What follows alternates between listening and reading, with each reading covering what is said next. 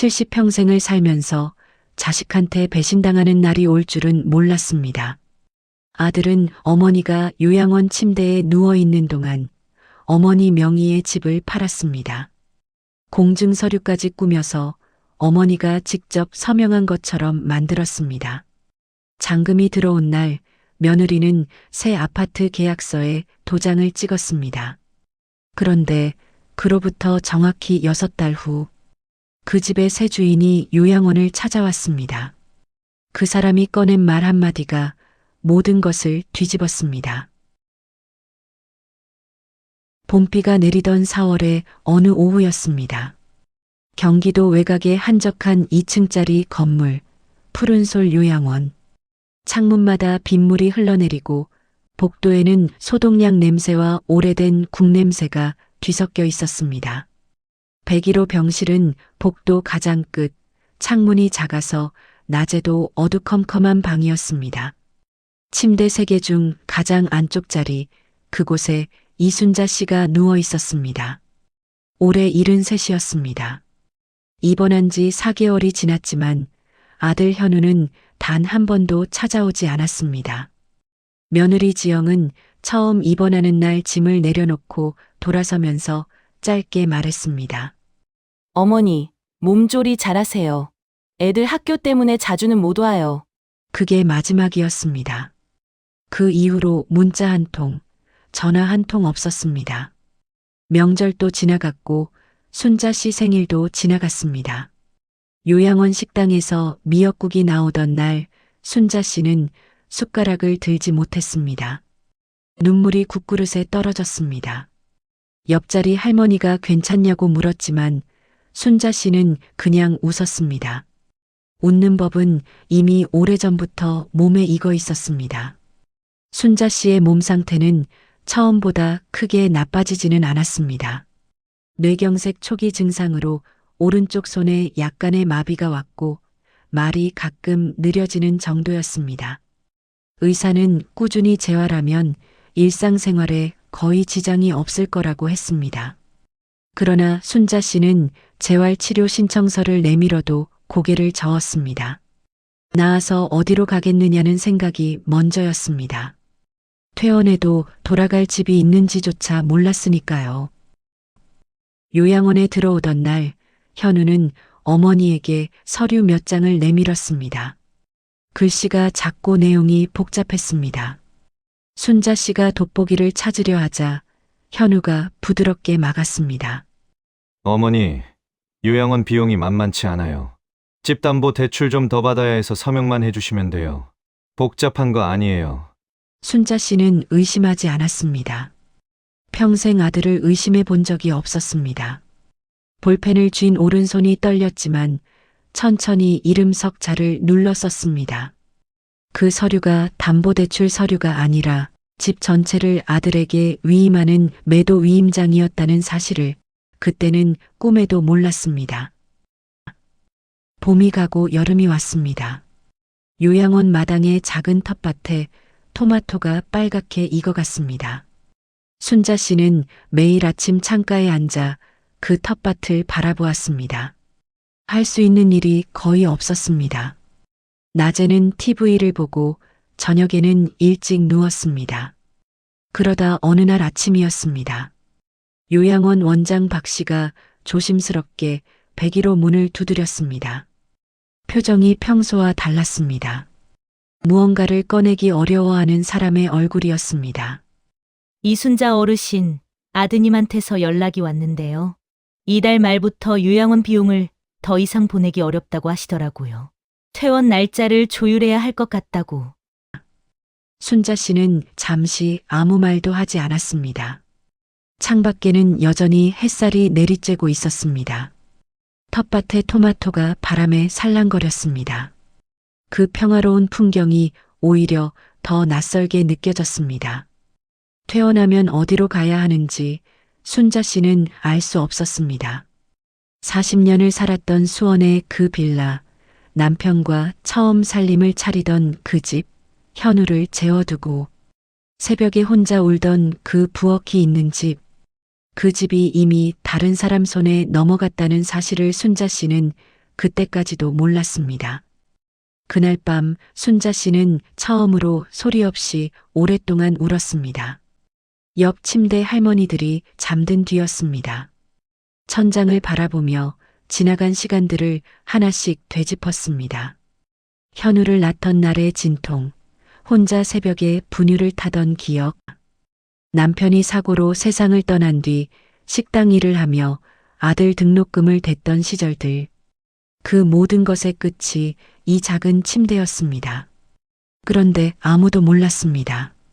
바로 그날 밤부터 순자 씨의 눈빛이 조금씩 달라지기 시작했다는 것을. 눈물이 마르고 나자 그 자리에 다른 무언가가 차오르기 시작했습니다.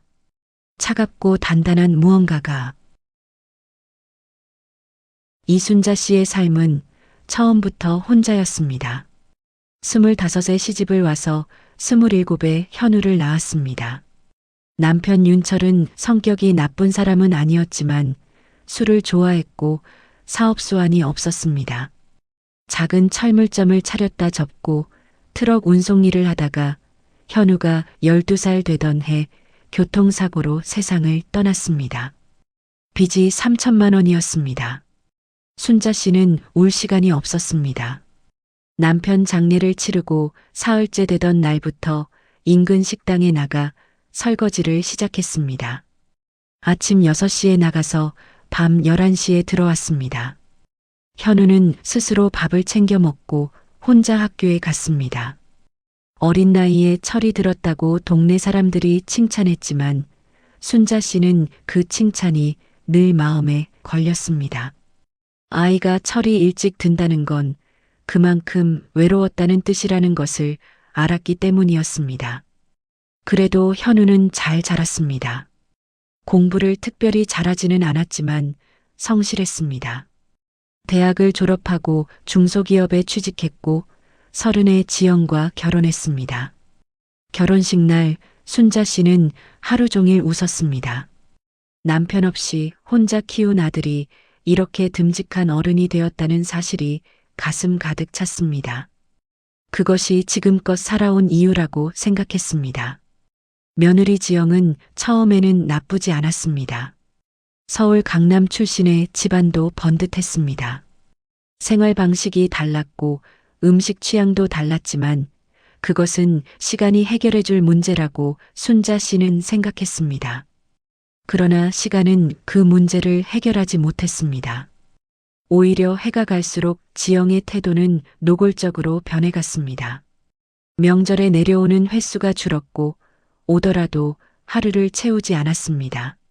전화 통화는 1년에 손에 꼽을 정도였습니다. 현우는 그 중간에서 아무 말도 하지 않았습니다. 어머니가 섭섭하다고 해도 아내가 불편하다고 해도 그냥 조용히 웃으며 넘겼습니다. 순자 씨는 처음에는 아들이 착하기 때문이라고 생각했습니다. 나중에는 아들이 겁이 많기 때문이라고 생각했습니다. 그리고 요양원 침대에 누워서야 깨달았습니다. 현우는 착하지도 겁이 많지도 않았다는 것을, 그냥 어머니에게 관심이 없었을 뿐이라는 것을. 사건의 발단은 3년 전으로 거슬러 올라갔습니다. 순자 씨에게는 수원 팔달구에 작은 빌라가 한 채 있었습니다. 남편이 살아있을 때 마련한 것이었습니다. 사고 보험금과 순자 씨가 10년 넘게 식당 일을 해서 모은 돈을 합쳐 산 25평짜리 빌라였습니다.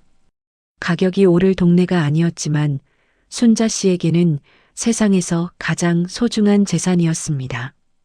그 집에서 현우를 키웠고 그 집에서 혼자 늙어갔으며 그 집에서 죽고 싶었습니다. 그런데 현우 부부가 그 집을 노리기 시작한 건 2년 전부터였습니다. 처음에는 현우가 사업을 한다고 했습니다. 퇴직하고 치킨 프랜차이즈를 차리겠다며 창업 자금이 필요하다고 했습니다. 순자 씨는 가진 돈 2천만 원을 선뜻 내줬습니다.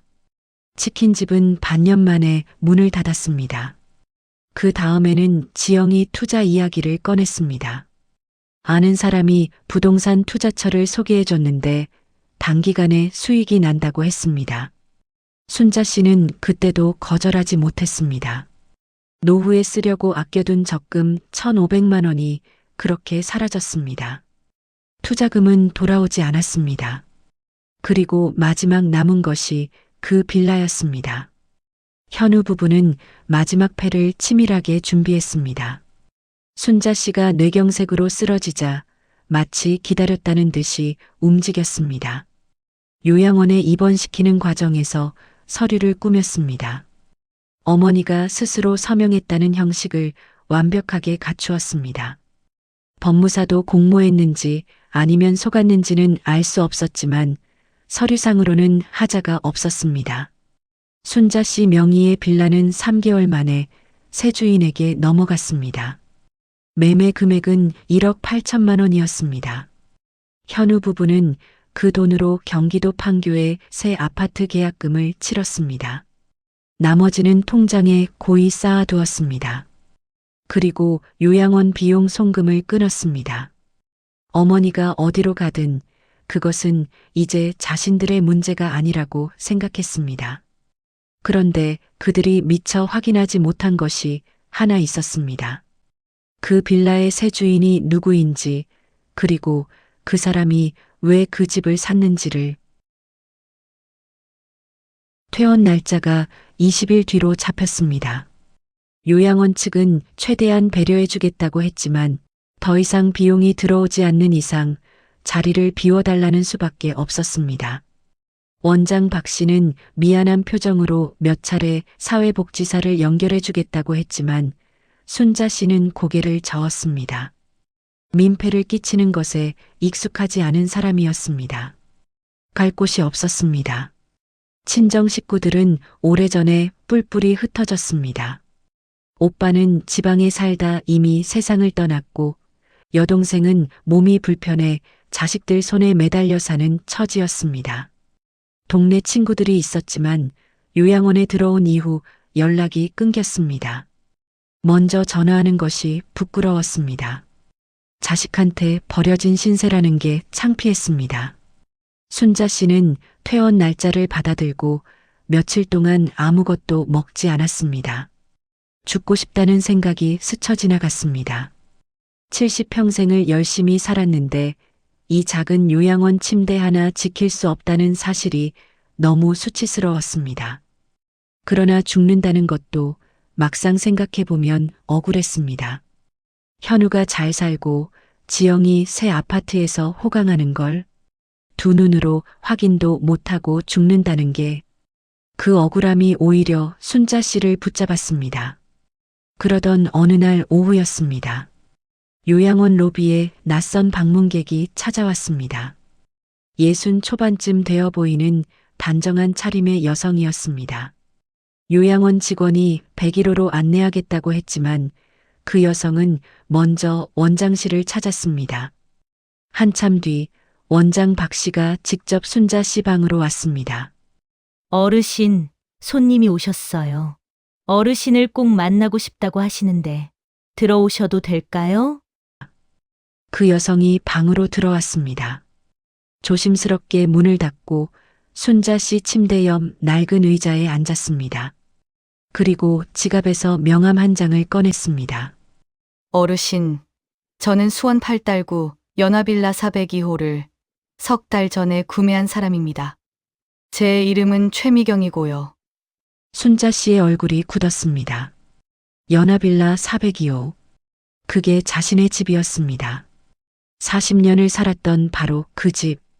최미경은 잠시 순자 씨의 표정을 살피다가 천천히 말을 이었습니다. 저 드릴 말씀이 있어서 왔습니다. 그 집을 사면서 이상한 점이 있었거든요. 그게 마음에 걸려서. 최미경이 꺼낸 이야기는 길었습니다. 부동산을 통해 집을 계약할 때 매도인 쪽에서 서두르는 분위기가 심상치 않았다고 했습니다. 보통은 집주인이 직접 나오는데 위임장만 달랑 들고 온 아들이라는 사람이 대신 처리했고 그 과정에서 서류 몇 가지가 자연스럽지 않았다고 했습니다. 등기를 마친 후 집에 들어가 보니 오래 사람이 살았던 흔적들이 고스란히 남아 있었습니다. 정리되지 않은 물건들, 한쪽 벽에 붙은 현우의 어린 시절 사진들, 부엌 서랍 안에 가지런히 접혀 있던 편지들. 최미경은 그 편지들을 읽었습니다. 읽지 않을 수 없었습니다. 이름이 적혀 있었으니까요. 이순자라고. 어르신, 저는 법을 잘 모릅니다. 근데 그 집이 어르신 의지로 팔린 게 아닌 것 같다는 생각이 들었어요. 틀렸으면 제가 죄송한 거고요. 순자 씨는 한참 동안 아무 말도 하지 못했습니다. 눈물이 나와야 할 것 같은데 나오지 않았습니다. 너무 오래 울어서 눈물이 다 말라버린 것 같았습니다. 그날 밤 순자 씨는 처음으로 깊이 잠들었습니다. 이상한 일이었습니다. 절망의 끝에서 무언가 새로운 것이 싹 트는 느낌이 있었습니다. 뿌리를 내리기 시작하는 아주 작고 단단한 씨앗 같은 것이. 아무도 몰랐습니다. 최미경이 그저 선의로 찾아온 것이 아니라는 사실을. 그리고 순자 씨가 처음부터 이 모든 상황을 절반쯤은 알고 있었다는 사실을. 최미경이 다시 요양원을 찾아온 건 사흘 뒤였습니다. 이번에는 혼자가 아니었습니다. 옆에 젊은 남자가 함께였는데 정장 차림에 서류 가방을 들고 있었습니다. 법무법인 소속 변호사 김재원이었습니다. 최미경이 소개했습니다. 제 조카예요. 변호사인데 어르신 사정을 제가 얘기했더니 도움이 되고 싶다고 해서요. 순자 씨는 두 사람을 번갈아 바라봤습니다. 그리고 잠시 뒤 낮고 조용한 목소리로 말했습니다. 사실 저도 알고 있었어요. 집이 팔렸다는 걸. 최미경과 김재원이 동시에 굳었습니다. 순자 씨는 천천히 이야기를 풀어놓았습니다. 요양원에 들어온 지 2달쯤 됐을 때 우편물이 하나 잘못 배달됐습니다. 요양원 주소로 온 것인데 봉투 발신인이 수원 법원이었습니다. 뜯어보니 등기 이전 완료 통보서였습니다. 연합일라 402호의 명의가 이순자에서 이현우로 다시 최미경으로 이전됐다는 내용이었습니다. 그때 처음으로 깨달았습니다. 그 서류가 담보대출용이 아니었다는 것을. 순자 씨는 그 서류를 요양원 원장에게 보여주며 조심스럽게 물었습니다. 원장 박 씨는 안타까워하며 법률구조기관에 연락을 취해줬습니다. 그러나 담당자는 위임장에 본인 서명이 있는 이상 법적으로 다투기 어렵다고 했습니다. 순자 씨는 그 말을 듣고 조용히 고개를 끄덕였습니다. 그러나 포기하지 않았습니다. 대신 기다렸습니다. 사실 순자 씨에게는 아무도 모르는 것이 있었습니다. 현우가 사업을 한다며 처음으로 돈을 요청했던 2년 전부터 순자 씨는 이상한 낌새를 눈치채고 있었습니다. 며느리 지영이 부쩍 빌라 가격을 물어봤고 현우가 슬쩍슬쩍 명예 변경 이야기를 꺼냈습니다. 순자 씨는 학식이 높지는 않았지만 70년을 살아온 사람이었습니다. 사람의 눈빛을 읽는 데 있어서만큼은 누구보다 정확했습니다. 그래서 순자 씨는 준비를 했습니다. 식당 일을 하며 평생 조금씩 모아두었던 돈, 현우에게도 알리지 않았던 농협 통장 하나가 있었습니다. 2,300만 원이 들어 있었습니다. 순자 씨는 요양원에 들어오기 직전 그 통장을 현우 집 근처에 사는 오래된 친구 옥분 씨에게 맡겼습니다. 그리고 작은 봉투 하나도 함께 건넸습니다. 내가 부탁할 때까지 절대 열어보지 마. 알았지? 옥분 씨는 영문도 모른 채 그 봉투를 장롱 깊숙이 넣어두었습니다. 그 봉투 안에는 현우와 지영의 통화 내용을 직접 녹음한 파일이 담긴 소형 녹음기와 지영이 실수로 두고 간 투자 계좌 서류 사본이 들어 있었습니다. 현우가 의도적으로 어머니를 요양원에 보낸 뒤 집을 처분할 계획을 지영과 논의하는 내용이 생생하게 담겨 있었습니다. 날짜도 금액도 방법도 구체적으로 나와 있었습니다. 순자 씨는 아들의 목소리를 들으며 녹음 버튼을 눌렀습니다. 손이 떨리지 않았습니다. 오히려 마음이 고요했습니다. 김재원 변호사는 그 이야기를 듣고 한동안 말을 잇지 못했습니다.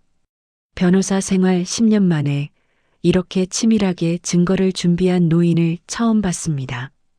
그는 곧바로 봉투를 증거로 확보하기 위해 연락을 취하기 시작했습니다. 녹음 파일이 증거로 성립되는지를 검토했고 매도 위임장의 서명 필적을 감정 신청하는 절차를 준비했습니다. 최미경은 조용히 순자 씨의 손을 잡았습니다. 그리고 낮은 목소리로 말했습니다. 어르신, 저도 사실 드릴 말씀이 있어요. 그게 오늘 제가 다시 온 이유이기도 하고요. 순자 씨가 고개를 들었습니다. 최미경의 눈에 무언가 흔들리는 것이 보였습니다. 그 흔들림의 정체가 무엇인지 순자 씨는 그 순간 직감적으로 알아챘습니다. 그러나 먼저 묻지 않았습니다. 들을 준비가 됐다는 듯 그냥 조용히 기다렸습니다. 최미경은 천천히 입을 열었습니다. 그녀가 연하빌라를 구매하게 된 건 단순한 부동산 거래가 아니었습니다. 최미경은 4년 전 남편을 암으로 잃었습니다. 퇴직금과 보험금을 모아 작은 집을 사려고 오랫동안 발품을 팔았습니다. 그러다가 8달 후에 그 빌라를 봤습니다. 가격이 시세보다 약간 낮았고 위치가 좋았습니다. 서두르는 매도인 쪽의 분위기가 마음에 걸렸지만 오랫동안 찾았던 조건이라 계약을 진행했습니다. 그런데 집에 들어가 보니 벽에 붙어 있는 사진들이 눈에 들어왔습니다. 어린 남자아이의 사진들이 시간 순서대로 붙어 있었습니다. 돌잔치 사진, 초등학교 입학식 사진, 중학교 졸업식 사진, 그리고 가장 마지막 사진 옆에 누군가 연필로 작게 써놓은 글씨가 있었습니다. 현우야, 엄마는 네가 잘 되는 것만 봐도 배가 불렀다. 라고. 최미경은 그 글씨를 읽고 그 자리에서 한참 동안 서 있었습니다. 그리고 부엌 서랍에서 편지 묶음을 발견했습니다. 읽지 않으려 했습니다. 그러나 봉투에 이름이 적혀 있었습니다. 현우에게 라고. 붙이지 못한 편지들이었습니다. 날짜를 보니 최근 2년 사이에 쓴 것들이었습니다. 내용은 길지 않았습니다. 아들이 사업에 실패했다는 걸 알면서도 뭐라 할 수 없었다는 것, 며느리가 불편하다는 걸 느끼면서도 내색하지 않은 것, 집이 팔릴지도 모른다는 걸 어렴풋이 알면서도 그냥 놔뒀다는 것, 그리고 마지막 편지의 마지막 줄에 이런 문장이 있었습니다. 현우야, 엄마는 괜찮다. 네가 그렇게까지 해야 할 만큼 힘들었던 거잖아. 엄마가 다 안다. 최미경은 그 편지를 읽고 이틀 밤을 생각했습니다.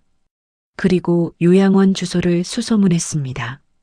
편지 묶음 맨 아래에 있던 오래된 봉투에서 찾았습니다.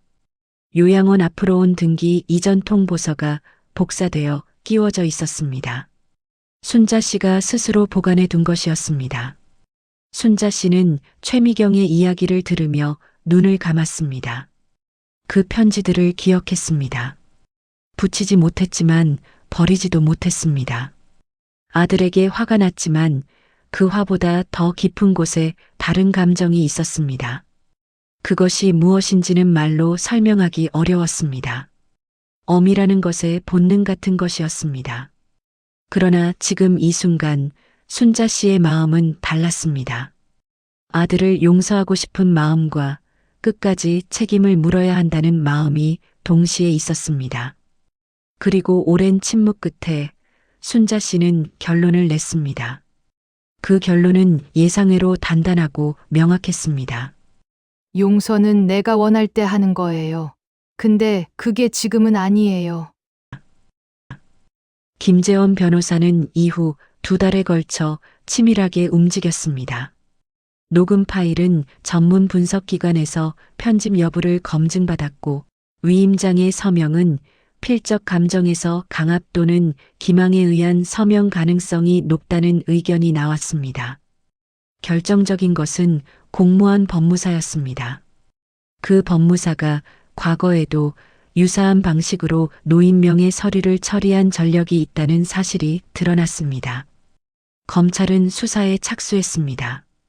이현우와 지영은 서로를 의심하기 시작했습니다. 수사가 시작되자 지영은 먼저 변호사를 선임했습니다. 자신은 남편의 계획을 몰랐다고 주장했습니다. 현우는 배신감에 치를 떨었지만 이미 통화 녹음이 있었습니다. 두 사람이 함께 계획을 논의하는 내용이 그대로 담겨 있었습니다. 법정에서 두 사람은 서로에게 책임을 떠넘겼습니다. 그 모습은 재판이 끝난 뒤에도 오랫동안 사람들 입에 오르내렸습니다. 1심 판결이 나왔습니다. 이현우, 사문서 위조 및 사기 혐의로 징역 3년, 지영은 공모 혐의로 징역 2년에 집행유예 3년. 판교의 새 아파트는 부당이득으로 인정되어 매각 후 피해 회복에 쓰이도록 법원 결정이 내려졌습니다.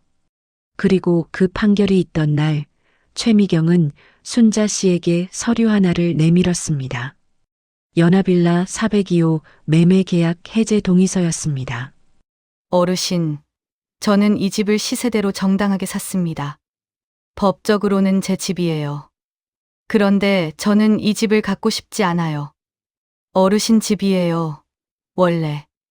최미경은 매입 금액 그대로를 법원을 통해 이현우 부부의 부당이득 환수금에서 보전받는 방식으로 처리했습니다.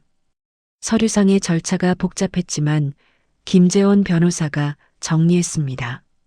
결과적으로 순자 씨는 한 푼도 내지 않고 집을 돌려받았습니다. 서류에 도장을 찍던 날 순자 씨는 오랫동안 창밖을 바라봤습니다. 요양원 마당의 텃밭은 이미 가을이 되어 있었습니다. 토마토는 지고 마른 줄기만 남아 있었습니다. 그러나 순자 씨는 그 풍경이 전보다 훨씬 선명하게 보였습니다. 눈이 맑아진 것 같았습니다. 퇴원하던 날 최미경이 차를 몰고 왔습니다. 짐은 보따리 하나였습니다. 요양원에 들어올 때 가져온 것과 다르지 않은 무게였습니다.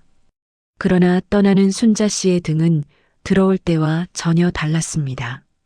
수원 8달구 연합빌라 402호. 문을 열고 들어서는 순간 오래된 집 냄새가 코끝에 닿았습니다.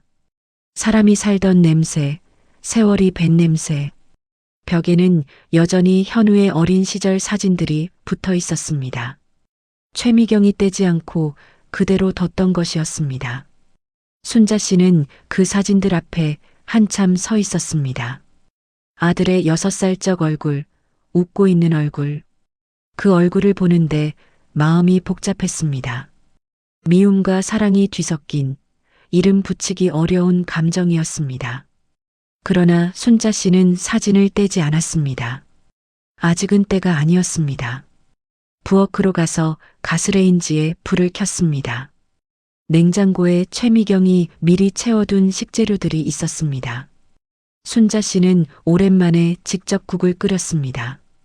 된장국이었습니다. 혼자 먹는 밥이었지만 자신이 원하는 시간에 자신이 원하는 재료로 자신의 부엌에서 끓인 국이었습니다. 그게 전부였습니다. 그런데 그게 진짜 전부이기도 했습니다.